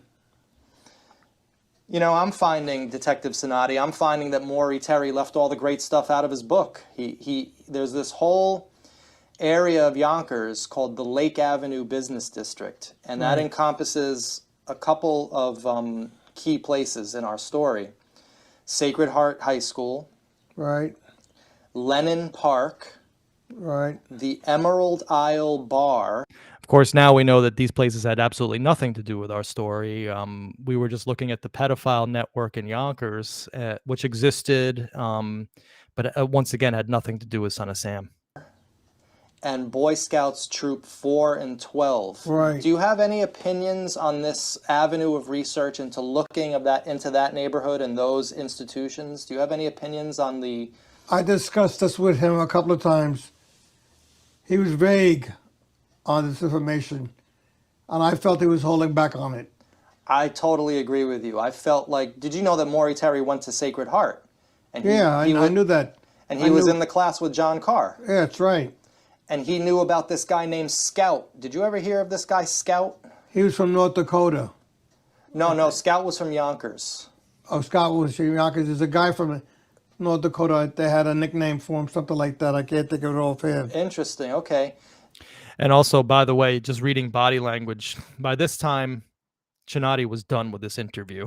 I mean, I was just like flailing at this point, trying to figure out what I could ask this guy to get like some decent answers and some real background, and it just was not happening. But we still have a few more minutes left. You know, this guy Scout was friends with John Carr. Now, we have a name for Scout. I don't want to say it publicly because Scout's still alive, living in Arizona.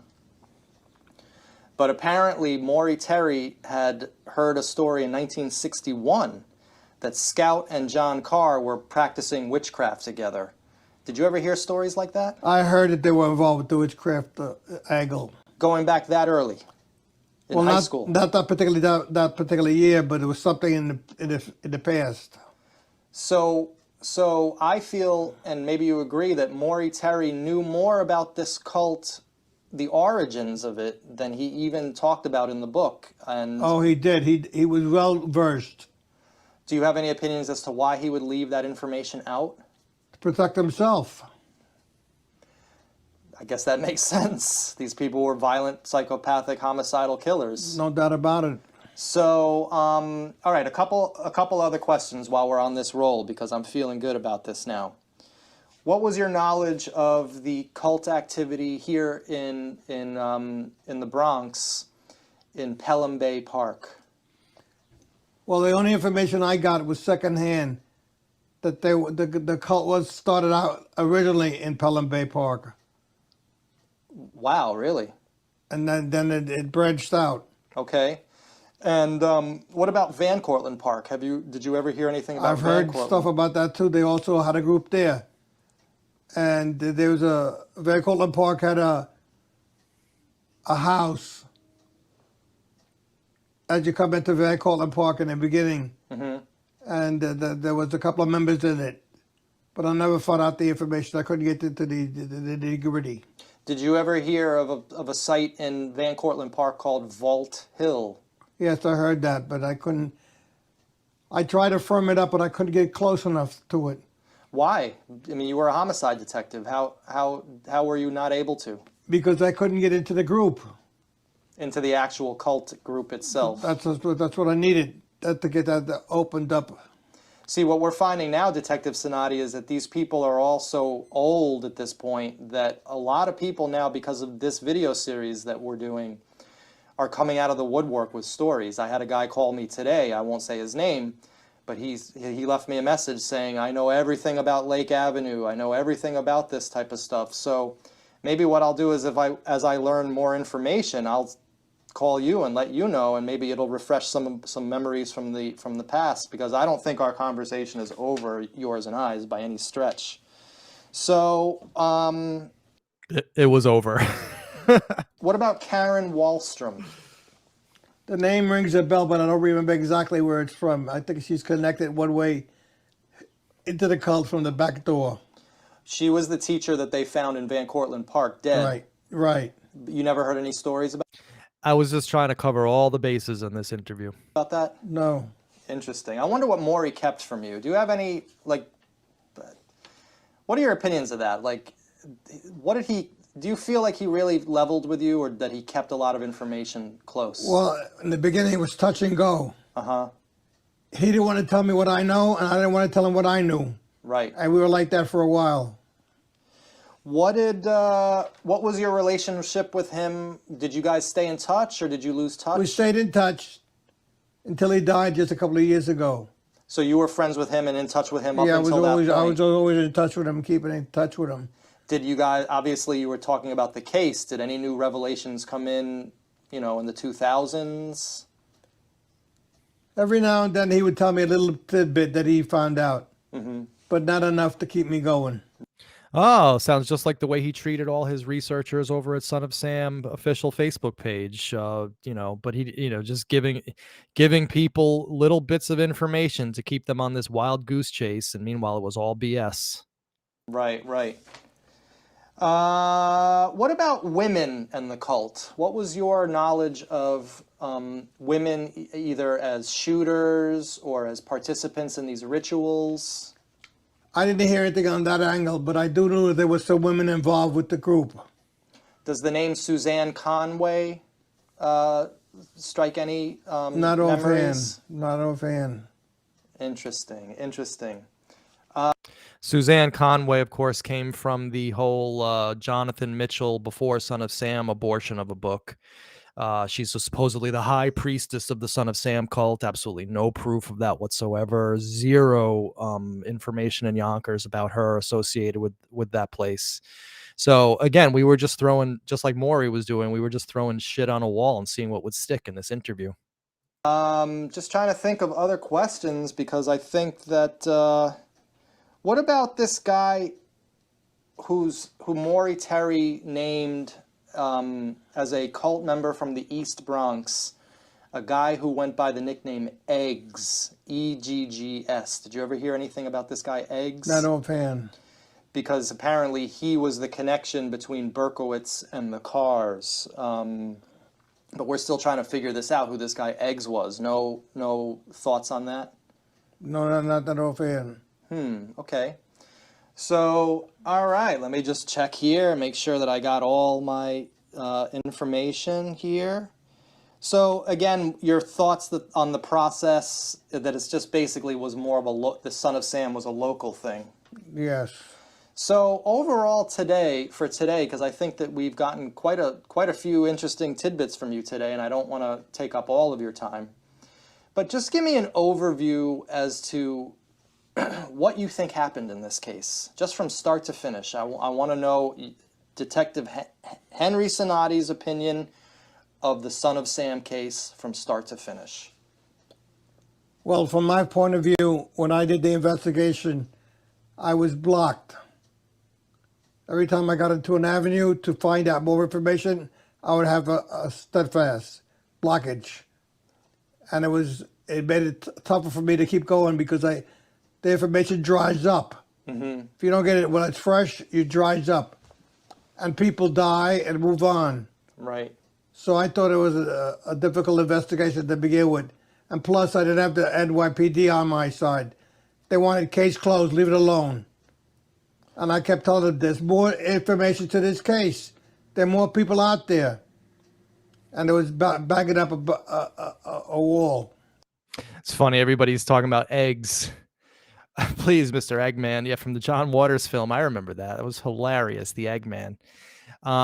Eggs from True Blood. And of course, eggs was a big part of Maury Terry's thesis. He was the connection between the cars and the East Bronx neighborhood of Buer Avenue and Co-op City.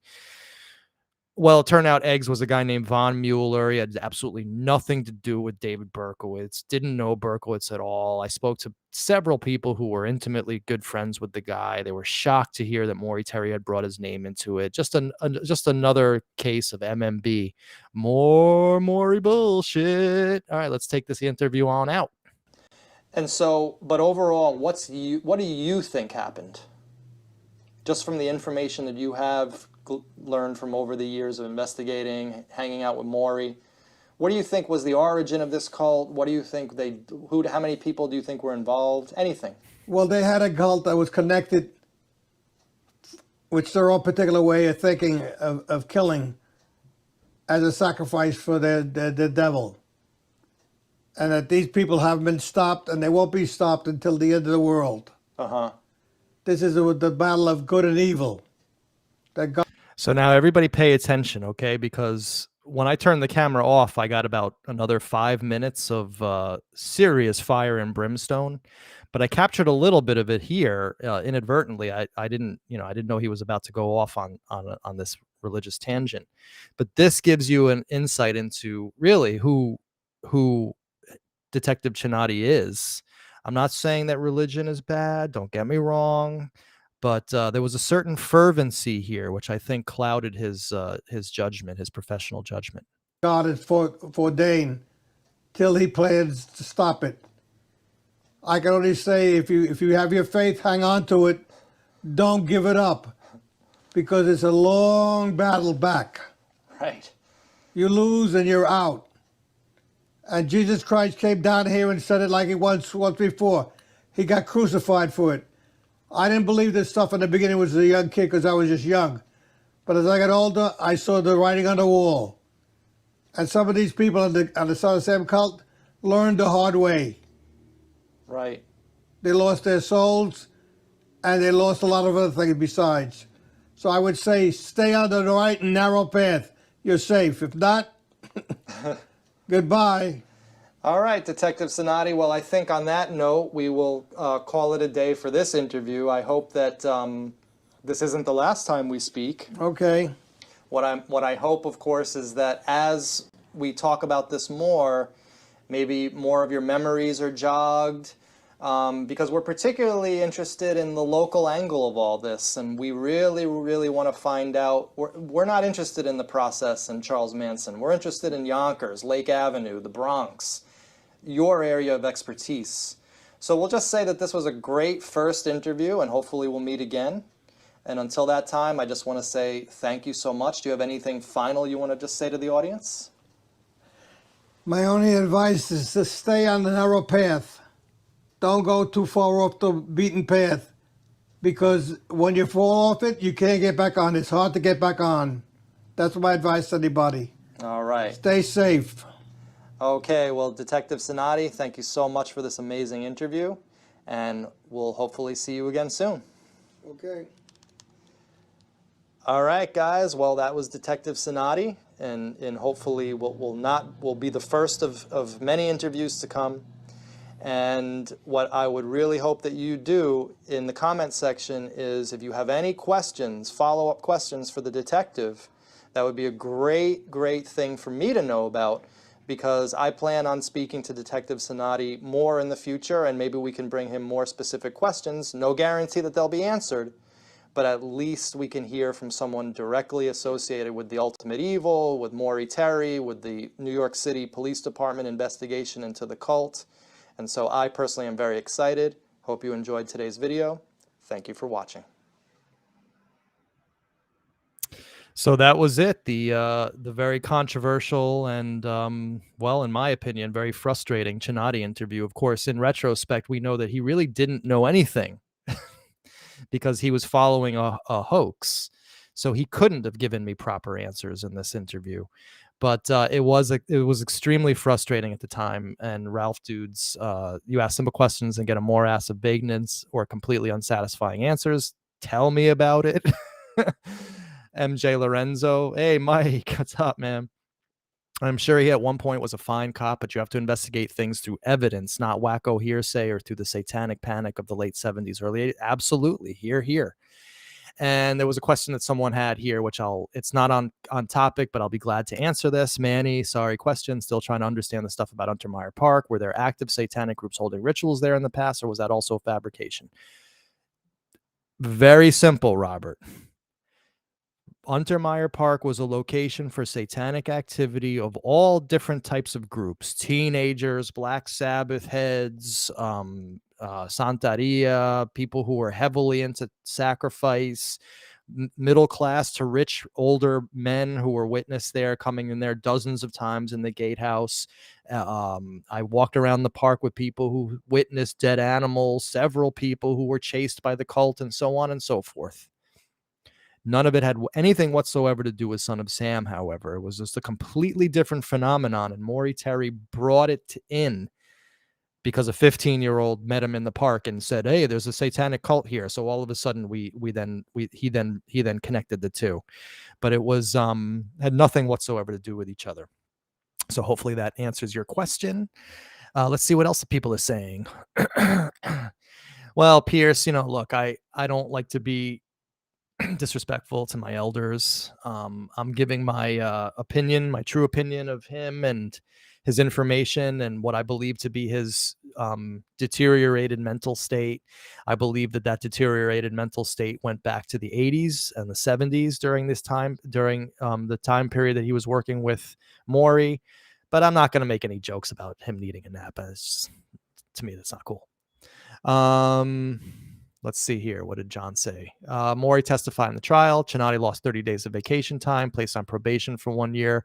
Cinotti was removed from the detectives ranks and assigned to lower uniform patrol. True. I mean, he really got in trouble for doing what he did. And what he did was take an unauthorized trip and investigate crimes that didn't actually happen in the real world.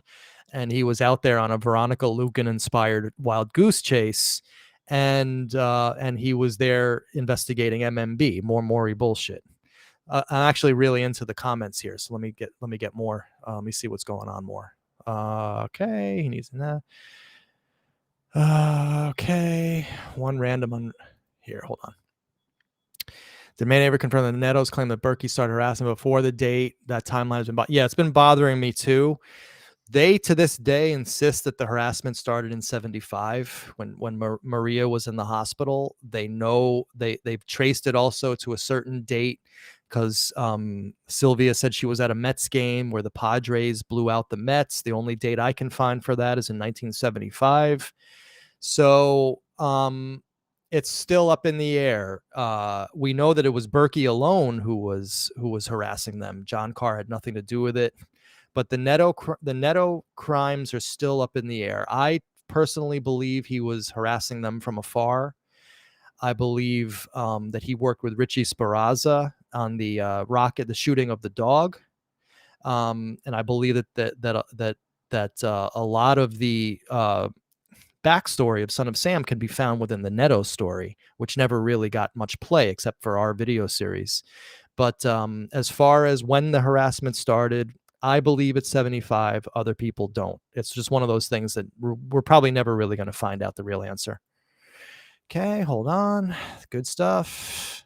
Lorenzo, who always gets first call here, he didn't help by going out to North Dakota because it gave credence to the Maury Terry theory. Exactly. This is why I say that Maury Terry was a masterful manipulator. He used people like Cinotti.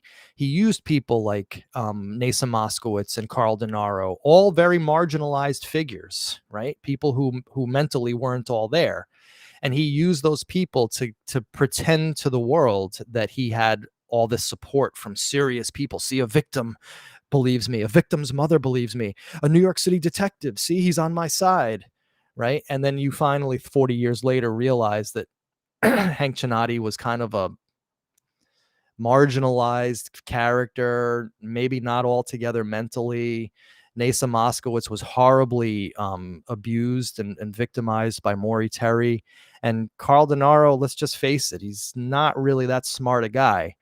So, that's basically the long and short of that. So great. I'm speaking for myself, Mike, not for you when I say that about Carl. So let's see what Karen has to say. It was the catalyst, though, that got you here in your mindset, and us too. I used to believe in the cult thing. Yeah, this interview was extremely important in Son of Sam, modern Son of Sam history, for what it didn't do. In other words, it didn't prove that the cult was existed. And what it did was actually throw a lot of shade and a lot of doubt onto Maury Terry's methodology and techniques and credibility. And in that sense, this interview is extremely important, and that's why I wanted to reflect on it today. Let's see what else we got here. Let's see, Maury basically sandbagged Cinotti's career, and of course, Moet loves sandbagged. Moet's hilarious. So anyway, Siegel and here, Ralph Dude, who always is Siegel and Lucan, seem to be at the bottom of a lot of the cult conspiracy story. Yeah, absolutely. At the end of the day, we are analyzing this book just like we're analyzing the crime.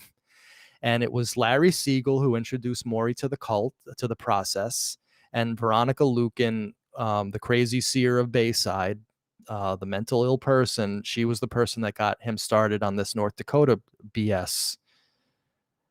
And then, of course, Cinotti concealed the fact that Lucan was his witness and lied to his commander, right? And as book club says, time to take Hank off the pedestal.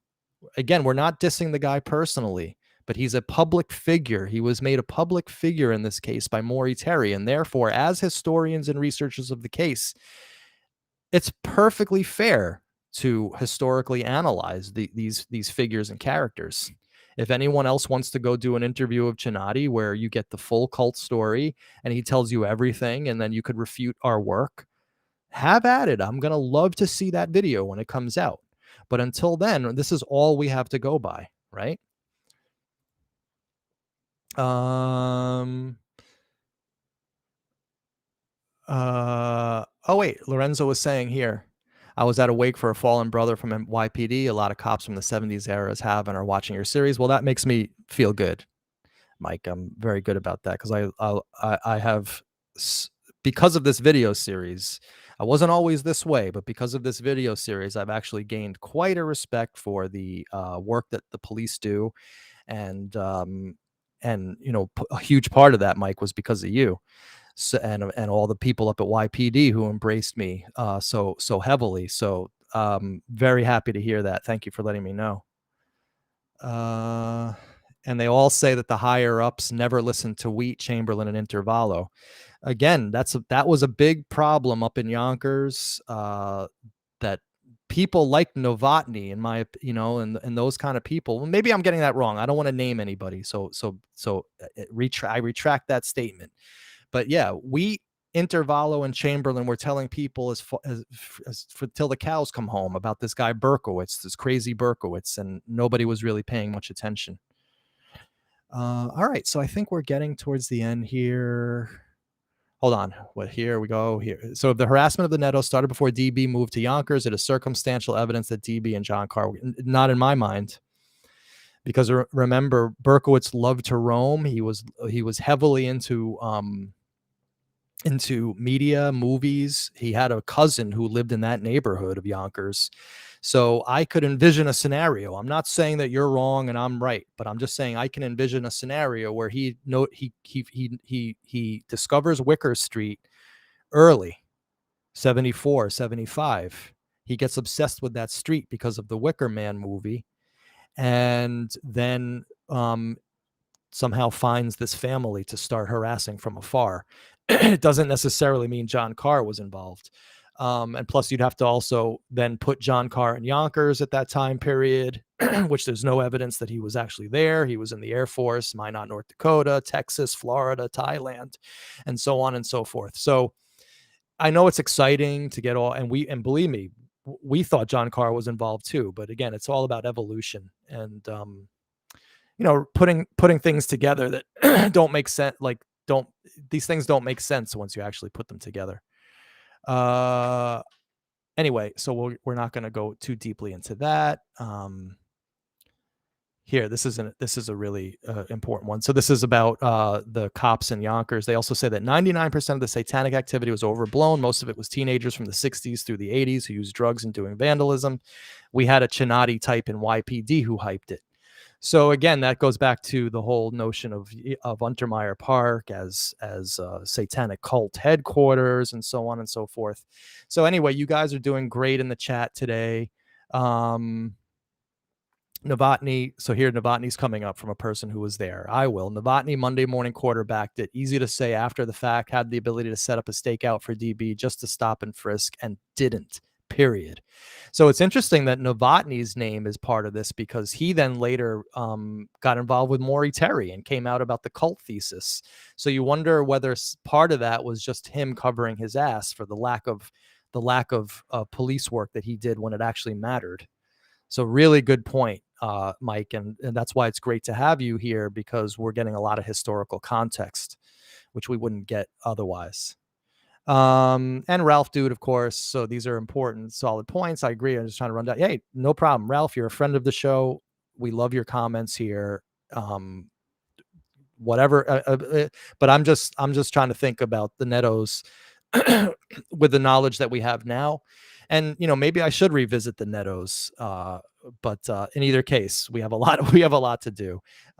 So anyway, guys, great show. I'm gonna sign off. I really feel like we got what we needed to do done today, which was get the Cinotti interview back online. And I'll put it up in full without any commentary either a little later today or this week. And so now we can look back upon it with all the historical context that we have learned in the last 2 years since then. This interview, in my opinion, is much more rich for what it doesn't say than what it does say. And in my opinion, what it says to me, loud and clear, was that Detective Hank Cinotti was not an authority on Son of Sam, didn't know the first thing about it, and was used and manipulated horribly by Maury Terry, and then thrown away when he was no longer needed by the abuser, by the manipulator and the liar, Maury Terry. So once again, it's Maury Terry that has a lot to answer for in turning these marginalized characters into beacons and pillars of truth in the book that then we were manipulated into thinking somehow we're experts on it. But when you actually see it, the emperor wears no clothes. All right, guys. So we got a lot to do coming up. John and I are working on some new shows, the kernels of ideas and so on and so forth. I found something very interesting in the Queen's DA file I might do a pop-up on. So we're back and we are exposing MMB. And what's that, guys? Let's say it all together. More Maury bullshit. All right. Thanks a lot, people. I really appreciate it.